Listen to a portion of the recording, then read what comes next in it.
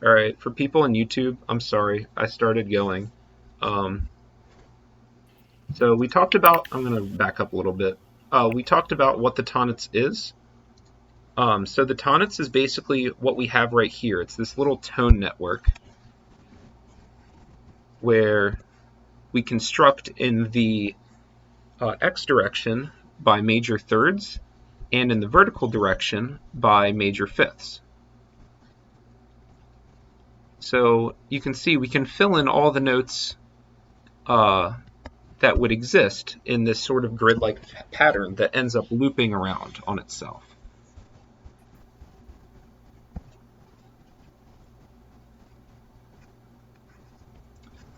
So because of this, the way that it loops, we can actually map this to a torus. So imagine, for example, we took these notes right here on kind of like a sheet of paper, right? So you see we have the note C here, and we have the note C here. So we have like D here and D here. So we want to wrap this around upon itself. So the way that we could do that is we could take the sheet of paper and basically just do something like this, right? We would get like a little tube. So, C, E, and then that would kind of wrap around the back, G sharp, C, right? Furthermore, we know that it wraps vertically. When we get up to the top, we have F, and we want that to wrap around to the C at the bottom. So what we're going to do, and I'm going to run out of space, so I'm going to draw this on the left, and also make sure that this is recording. Yes, it is. Okay, good. We can take our tube of paper and connect it like this, right? So we have choop, choop. So going around the circle of fifths, G, C, G, D, and then, all the other guys until we eventually get F, which connects to C. So, as you can see, by thinking of the Tonnetz as basically like a sheet of paper that wraps around on itself, kind of like a game of Pac-Man, if you've ever played Pac-Man, really we can actually think of tone space as a torus, and I'll steal a picture from Wikipedia now that I know how to do that, and paste that in. Where's the picture of torus?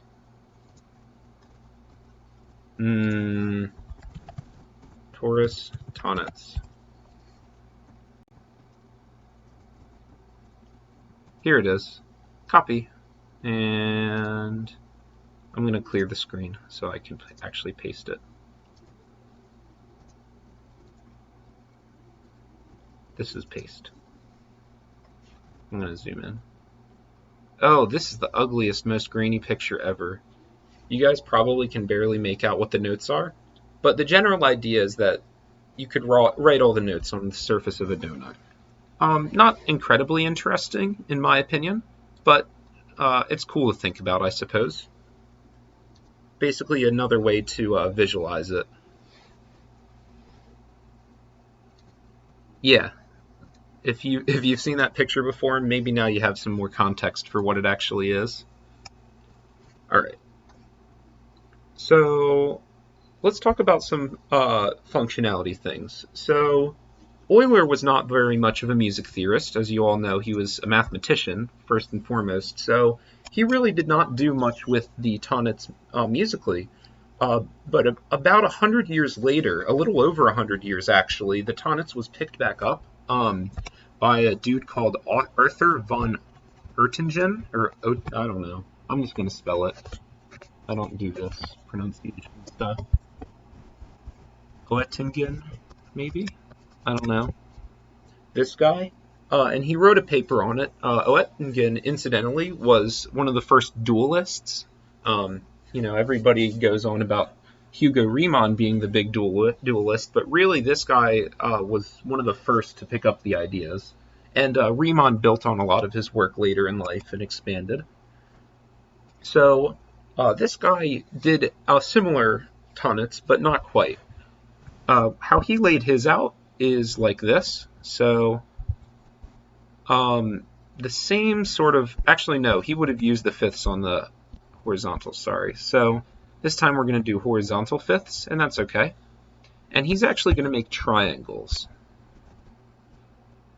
So now the major thirds are going to kind of go up like this. And you probably see why we might want to use triangles. That should be an A. This gives us some triads, right? And actually we can expand it down this way as well. So if we're going up by a major third on this axis, here we would be going down a major third. So this would be E flat. Here we would have that would be a B flat, and then down a major third here would be F. So again, we can continue this on, and I'm just going to steal another picture from Wikipedia so that I don't have to draw this ever again. So I'm gonna clear the screen and just put the Wikipedia picture.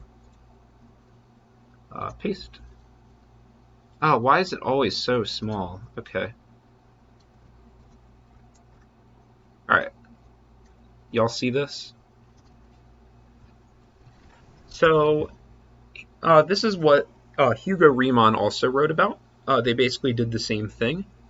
Their scale, their tuning, however, was focused more around mean tone or just intonation. So this Tonnetz, as opposed to Euler's Tonnetz, does not actually loop.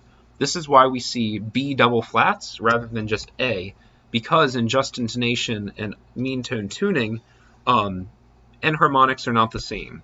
So G sharp is not the same thing as A flat. I have to make my pen smaller.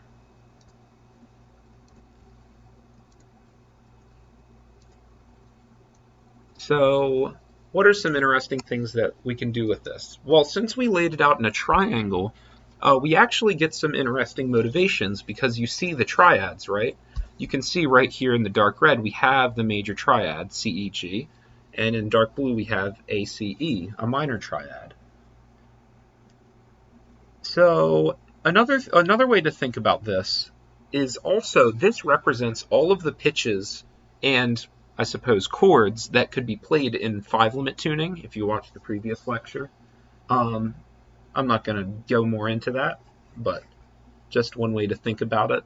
We kind of have the multiples of the ratios of 3s going in this direction, right? And then in this direction we have ratios with 5. So I don't know if you want to think about it like that, but I think that's cool to think about. Anyway, so let's talk about these triads. So in Neo-Riemannian theory, a lot of the people that saw this mapping by Riemann used it to formulate their ideas about transformation theory. So if you look right in the center, we're going to be focusing around the C major chord, which you can see. Sorry, I should pause for questions. Let's see.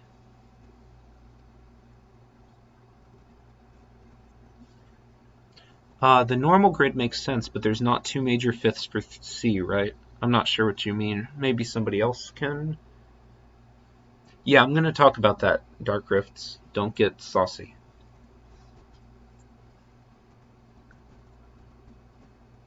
Okay, I'll let chat sort out any extra questions or confusion there. So, yeah, this lays the groundwork for Neo-Riemannian transformation theory. So if we zoom into our C major triad right here, I'll say, I don't know, star. Notice the transformations that we can do to this. If we go to the triangle directly upwards, we have the parallel minor, which we would label as P. If we go to the triangle leftwards, we would be changing to the relative minor, R. And if we go to the triangle slightly to the left, we would be changing C for the leading tone B. So we would say L for leading tone. I know it's actually for some German word, but L for leading tone is a little easier to remember, I think. So the Tonnetz map provides a really great framework for smooth voice leading because, as you can see, if you go to an adjacent triangle, that means that you're preserving 2 notes. if we start at the CEG triangle and go to a nearby triangle, we have to be preserving two of the same vertices, right? So all of our chords are going to be sharing two notes. So smooth voice leading, really good. Similarly, this can also give us a notion for distance in terms of PLR transforms. So for example, if we look over here to this, geez, why is my pen so big?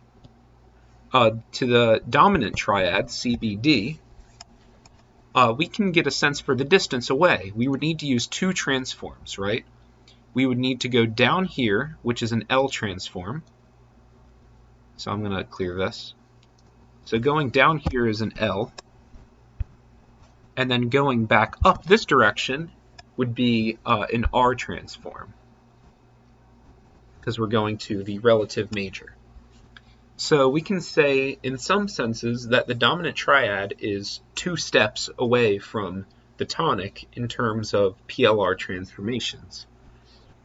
However, there are some weaknesses of this.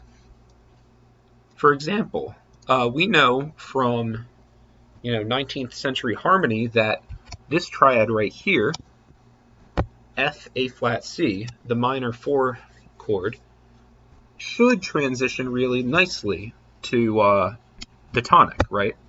It's a very smooth voice leading. We're only moving by two semitones, right? The F would go to E, the A flat would go to the G, and C would remain constant. There's only two semitones worth of movement here. However, if we look at F major to C, we're actually moving by three semitones because A is going to G, F is going to E, and C is going to C. So we would expect, just based on naive voice leading, that actually minor 4 to 1 would be smoother. But that's not what PLR says. PLR is not interested in chromatic distance. It's interested in distance in terms of PLR transformations. However, neo-Riemannian theorists have added another element to help explain why minor 4 to 1 works as well as it does. And that's the idea of dualism. So I know I've talked about it before, but for people that have never heard about dualism before, I'll do a brief explanation here. Oh god, my computer is lagging. So I'm going to put this chart off to the side here. So the dual of a chord in Jack Doherty's lecture, as he said, is basically if we take the notes of our triad, C, E, G, we're going up a major third, and then up a minor third, right? The dual of this would be going in the opposite direction. So we start at C, we go down a major third to A flat, and then we go down a minor third to F. So the dual of C major is F minor. A lot of neo-Riemannian theorists and a couple other theorists that do stuff with the Tonnetz would actually not call this F minor. What they would call this is C major would be basically C upwards triangle, which would mean like C upper chord, and F minor, they would call this as C down triangle, which would be like C lower chord. Because again, we're using the same intervals and we're building both of these chords around C, right? So a dualist may refer to those chords as C upper or C lower. See if there's any questions. Is there a Tonnetz that prioritizes chromatic distance? Yeah, pretty much what Dark Rift says. I'm not sure if there's a Tonnetz in like the sense that you really mean, like a 2D map. Chromatic distance, I don't think really needs a Tonnetz to visualize the distance, because you literally just count how many semitones you are away. I think the best way to visualize it as a Tonics is to literally just have a 2D array where, both of the distances are a semitone, so that you can see how far each of your notes are moving, literally going by semitones. So, okay, so this is dualism. So how does this apply to, oh no, that got rid of my picture, crap. Paste again. Cool beans. Can I make this bigger? Yeah, there we go. Okay, this is good. All right.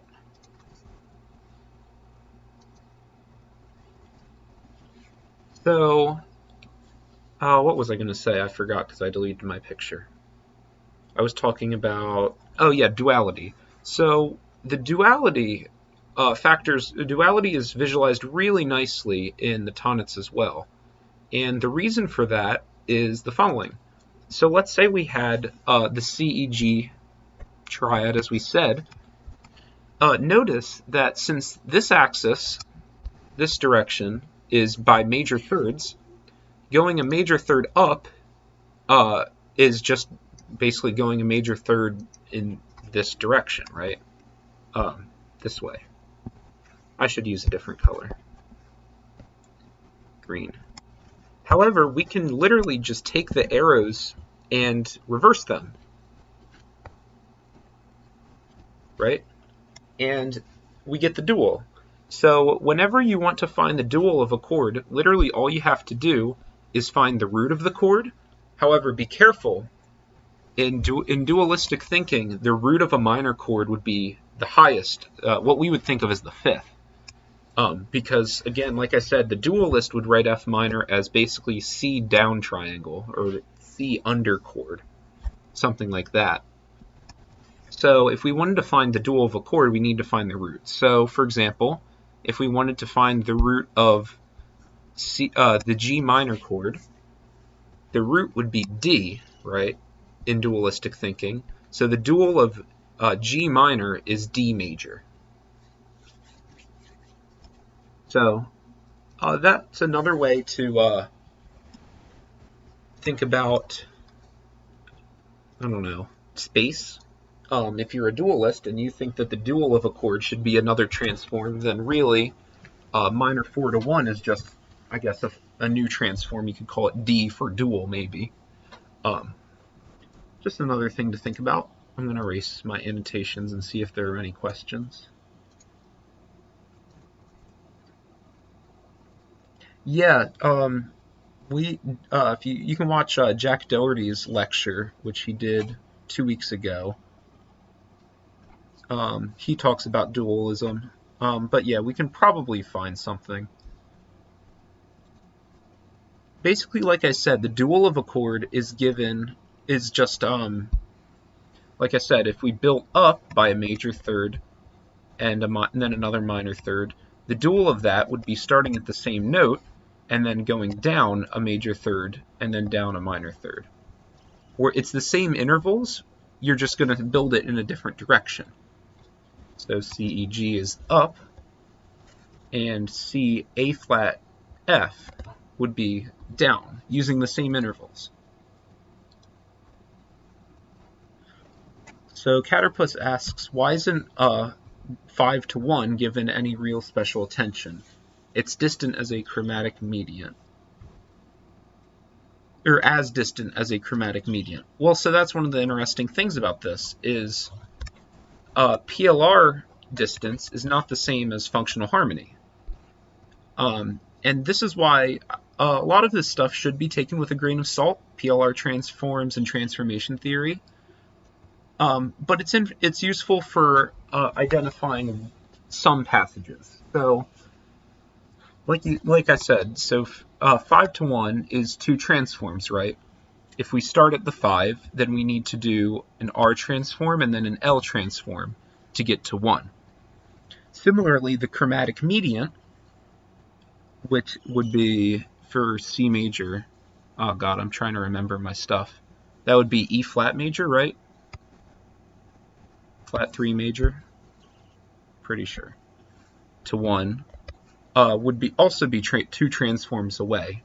First you would do an R transform, and then you would do a P transform. And the chromatic median, flat 3 to 1, is maybe not as ubiquitous as 5 to 1 is, but just from a purely functional harmony standpoint, flat 3 to 1 should never work. The chromatic median shouldn't work. It makes no sense. Because think about how far they are away on the circle of fifths, Functional harmony is mostly focused with distance around the circle of fifths.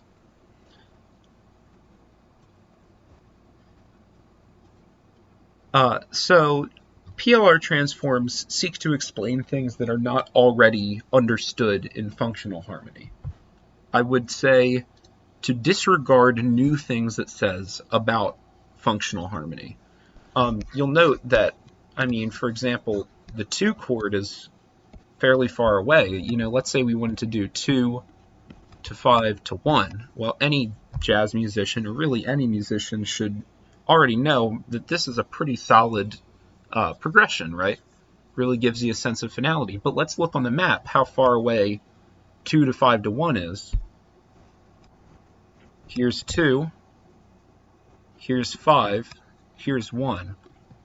So 2 is actually 5 steps away. To get from 2 to 5, you have to do a P, an L, and an R. That's insane. You shouldn't have to do all 3 of those, and then to get from 5 to 1, like we said, would be RL. RL. In any order, it doesn't really matter the order. We could say LR. That's really shocking. So, not every theory is perfect, and this is no exception. So, like I said, take it with a grain of salt, but I think it provides some unique analysis of chord progressions that you may not think sound good through a purely functional harmony lens. So, let me check my notes and see. I think that was all I needed to talk about the 2D Tonnetz. Yeah, that was kind of the general thing with this Tonnetz. Is there any other questions about this?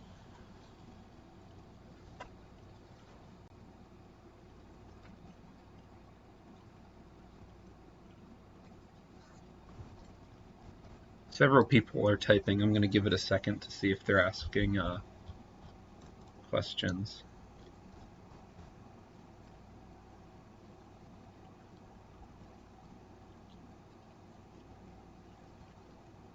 I'm going to assume there are no more questions. I'm so scared of several people typing.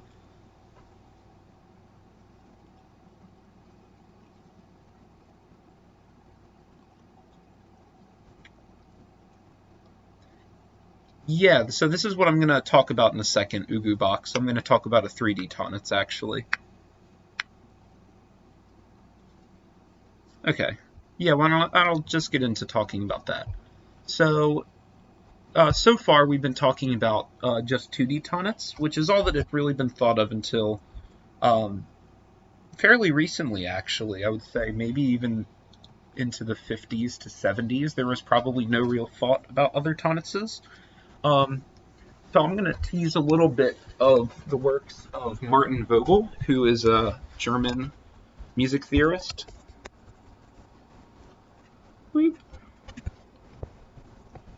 So Vogel was one of probably the first person, but there may be somebody that I don't know of, to think about higher dimensional Tonnetzes. And specifically, he liked to focus on adding another dimension for the 7th. So if we go back to Euler's Tonnetz, we had, in this direction, we would have the 5th. In this direction, we have the 3rd. I shouldn't use that. I should just use numbers. My computer is really freezing on me. Sorry. In this direction, we have 5ths. In this direction, we have major 3rds. And now, imagine coming out of the page, we have a new direction for 7ths. In Vogel's case, he's actually going to use the harmonic 7th, but you can think of it as the minor 7th too, depending on what applications you want. So let's think about building this for a second. So just so we're clear for the rest of the lecture, I'm going to say black represents inside the page, blue is going to represent closer to us, and red is going to represent farther from us, like this. Everybody good with that sort of? Yeah. Just to add some clarity. So if we were to draw this Tonnetz, what we might have is something like the following. So we start with C. We would go by a fifth in this direction, and we would go by thirds upward, right? So upwards we would have E, and then upwards we would have B. And then we also have to do another dimension coming towards us. So again, the blue represents it's coming out of your screen towards you. So in this direction, we need to do sevenths. So a seventh up from C would be B flat. A seventh up from G would be F. A seventh here would be A. And a seventh here would be D. And we can connect all them. And we basically get this cube-looking thing, right? And this is really great and good, but why do we care? So this is what Vogel seeks to ask. He has books upon books on this kind of stuff. But I'll give you a little taste of why we might think about using this this sort of thing. And I may do a full lecture going more in depth on Vogel's theories because there's a lot of context needed for some of the stuff he teases out of it. But first of all, if we use the harmonic seventh, so if we assume that this direction is harmonic seventh, in other words, the ratio of this interval would be 7 to 4, well then this 3D space opens up a whole new world of possible notes. So previously, in black we had Euler's Tonnetz, which is 2D. Well, I shouldn't really say Euler's Tonnetz, but that sort of Tonnetz where we had in this direction the fifth, which is really the ratio 3 to 2, and then the ratio 5 to 4 being built up this way, right? And so the 2D space could be thought of as 5 limit. Now this 3D space could really be thought of as encompassing all 7 limit tutings. So in theory, you could add more dimensions. You could add another axis in the fourth dimension for the ratio 11 to 8, and this would give you 11 limit tuning. But Vogel would argue that that's unnecessary since the ear cannot easily distinguish the 11th harmonic from other things. You know, some room for debate there. So what are some of its applications in actually analyzing theory? So first of all, I should note that in Euler's Tonnetz, our triads would be right triangles, right? So we had B like this, right? So we either have a triad which we could label like this, or we'd have a triad where we could kind of highlight the axes like that. I won't think of them as triangles anymore. Maybe we can make this one a different rainbow. Come on, be a different rainbow. There we go. So we want to be thinking of all the chords in 2D space as either that sort of shape or that sort of shape, highlighting on like a square grid Tonnetz. In Vogel's space, we're going to be thinking of chords as being like this, right? So here we would have C, G, E, and then B flat coming out of the page, right? So B flat would be in blue. And then the dual of this chord would be basically taking all of these spokes and inverting it. Maybe I will not use rainbow, actually. That's going to be confusing, isn't it? C, G, E, and then coming out would be B flat. So the dual of this chord would be just inverting all the spokes, just like in Euler's things. So going down a seventh would give us D. Going this direction would give us F. And going this direction would give us A flat. So all in all, highlighting our dual, so maybe I should use two highlighters here, but this would kind of be our dual chord right here. is what we would call D half diminished. And again, if you did that construction where you built intervals down, you would see that D half diminished is the dual to C7. So this is really cool. And another thing to note is dualists may call C7 as C upper 7 and D half diminished as C lower 7. Just something to keep in mind if you ever see those terms thrown around. So one really cool application of this sort of thinking is to the Tristan chord from the opera Tristan und Isolde by Wagner. So I'm going to, again, steal an image, now that I know how to do that, from Wikipedia of the sheet music, and then explain how exactly it's helped here. So let me grab that. Where is it? Here it is. Copy image and paste. So here's the passage from Tristan und Isolde. The yellow chord that they highlighted is what music theorists have called the Tristan chord. Functionally, it's an F half diminished chord, and then this would be an E7. But yeah, music theorists have labeled this the Tristan chord because it seems really dysfunctional. Even just thinking about functional harmony, it doesn't really even act like the normal half diminished chord would, partly because of its voicing, partly because of how it resolves. So the resolution of this Tristan chord looks really, really cool in Vogel's Tonnetz. So I'll draw it out for you. And I'm not going to draw it out. I'm going to copy Wikipedia. Hopefully this doesn't copy as a GIF, but I think it's probably going to. No, geez. Stop. Copy. I'm getting a ton of pop-ups. They didn't like me doing this. Alright. Oh, thank God it's not a GIF.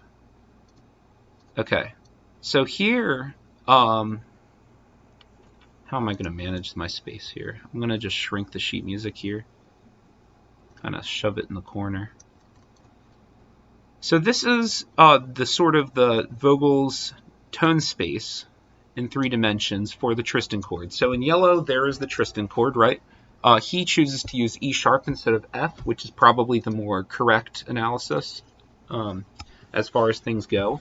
But let's look at how exactly each of these 4 chords goes. So I'm also going to label this. Oops. So if the Tristan chord's in yellow, I'm going to label this little dude right here in red. And then I'll label this little chord right here in green. So they already labeled the Tristan chord in yellow. Now let's look at what the red chord would look like. So I'm going to up my pen size. If we trace all the notes, we would get this shape right here. So we're only changing one note, right? And all the other notes are the same. Now the next chord, I think this looks really cool, goes here. Oh, I want to make that thicker. Hold on. Sorry.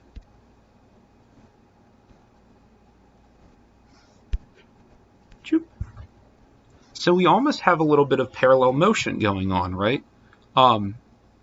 All of our notes are moving in this direction. So exactly down 1/5, which is pretty cool. Now the voicing is a lot more smooth than just shifting everything down a perfect fifth. But in tone space, we don't really care about the voicing. And then finally we have the resolution, the E7, which is like this. Again, I need to make this thicker. Maybe I'll make this a highlighter. I don't know how to do that. Never mind. Oops, I didn't draw that first line very well. So in blue, that's the final E7, right? So look at that motion for a second. This is really cool. So our first step, going from yellow to red, is only changing one note. The second step is just a parallel motion. You know, all of our notes are shifting down a fifth. And then the final motion is again just shifting one note. We're literally just changing the A sharp to a B. And this passage really eluded, functional analysis for a while, but if we think about it in sort of a more transformation theory light and visualize it as Vogel's Tonnetz, I think it really gives you a stronger idea of what exactly is happening in this passage. So let's see if there's any questions. What kind of stuff did Vogel do with meme dissonance stuff? I'll talk about that in a different lecture maybe. I think it'd be really cool to do a Vogel lecture since he did a lot of stuff. I know a lot of people here hated Euler's greatest function because they thought it was stupid. Vogel has a different function that he believes is a little bit more motivated based on harmonics, seeing how the overtones of a note interact rather than just the notes themselves. So I may talk about that at a different time. Let's see. Any other questions about this sort of thing? There's not really that much else to talk about the Tonnetz. It's just sort of a mode of thinking. I'm sure there are plenty of other examples out there of cool things that are analyzable through either a 3D or a 2D Tonnetz, or any other higher dimensional Tonnetz. Yeah, I think you could probably find in Vogel's works an analysis of lots of Tristan und Isolde. A lot of late 19th century harmony that is non-functional can often be put in this sort of thing. This system is just called literally just Vogel's Tonnetz.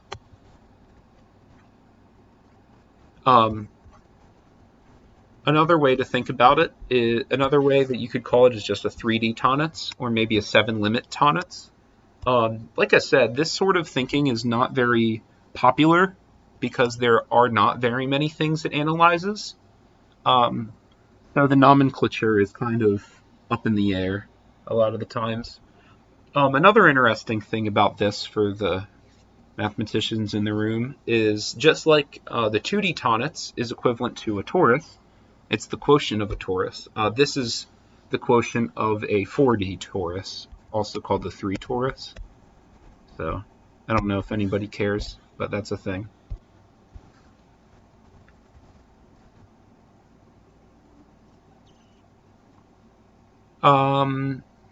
Not sure what you mean, Caspar.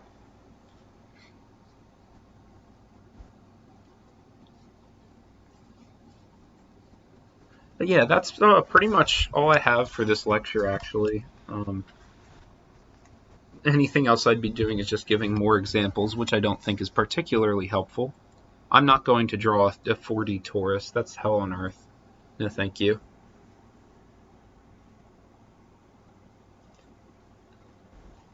Bottle.